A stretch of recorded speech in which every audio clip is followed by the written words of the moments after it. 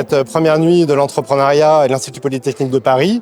C'est un événement assez fort pour nous, puisque d'abord c'est la première, et puis ça s'inscrit pleinement dans la stratégie d'acculturation et de sensibilisation à l'entrepreneuriat de nos étudiants. Il y a toute une équipe organisatrice qui a été montée dès l'année dernière, regroupant des enseignants-chercheurs, des personnels de nos 5 écoles, pour créer le concept, l'animer et puis l'organiser aujourd'hui avec succès. Il y avait une douzaine de coachs présents issus de nos 5 établissements et 2 jurys de 4 personnes qui étaient là dès ce matin pour juger de la qualité des projets. Je suis Jérémy Lanclume, je suis actuellement en dernière année à l'Institut Télécom Business School en ingénierie d'affaires internationales. J'ai fait plusieurs business, donc un premier dans les jeux vidéo et puis je suis allé directement dans le textile, dans les sneakers et puis là maintenant dans les vêtements personnalisés, brodés à destination des entreprises et des écoles. C'est Thomas Huy qui est actuellement qui est professeur dans mon école mais aussi professeur à Télécom Paris, qui m'a sollicité justement parce qu'il avait vu ma motivation et puis même mon entrain. Et ce que je retiens, c'est d'avoir vu l'évolution en fait des équipes. Parce que entre le début et la fin, on voit vraiment la différence en termes de structure, d'approche et puis même cette pensée entrepreneuriale.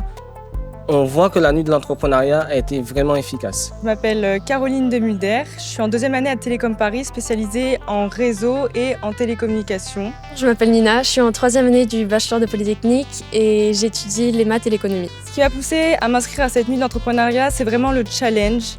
C'est-à-dire me mettre dans une situation où je suis sous pression, fatiguée, je dois sortir un produit, je dois sortir quelque chose et comment je réagis face à cette situation. Pour moi, c'était vraiment par curiosité, un événement qui est organisé toute la nuit à Télécom, ça arrive pas tous les jours et c'est une amie qui m'en a parlé et du coup, on s'est dit qu'on le ferait ensemble. Quand à 5h du matin, on nous dit que notre solution, on va dire qu'on n'a pas réfléchi vraiment à tous les problèmes qu'elle pouvait poser, c'est-à-dire la faisabilité réelle de notre solution. On a tous rigolé, ça a détendu l'atmosphère et là on s'est dit on n'est pas venu ici pour rien, on va finir le projet. Je suis très intéressé par l'entrepreneuriat, la création d'entreprises, l'indépendance que ça procure. Le fait de créer quelque chose, c'est vraiment une dimension qui m'intéresse beaucoup. L'entrepreneuriat, c'est mon objectif professionnel, je dirais. C'est d'ailleurs la raison pour laquelle j'ai choisi Télécom Paris. Mon rêve à terme, ce serait de monter une start-up dans l'IA, dans le domaine du médical. Et les hackathons et les projets comme ça, c'est toujours une bonne manière de rencontrer des gens, peut-être ses futurs associés. On ne se connaissait pas au préalable.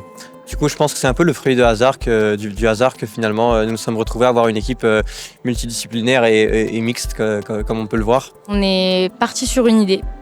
On a changé, on a rechangé, on a re-rechangé et jusqu'à 1 heure avant, on a amélioré l'idée, on lui a rajouté des détails. Le projet s'appelle Fire Learn. On était dans le thème Reinventing the Teaching. On essayait de repenser la transmission des savoirs. C'est une idée en fait qui venait du contrat objectif et performance du COP IP Paris.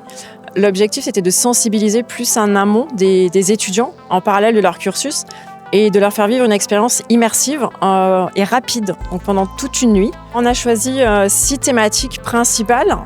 Les critères, c'était des thématiques qui touchent les étudiants, en tout cas cette génération, et qui soient assez facilement accessibles pour monter des projets pendant la nuit.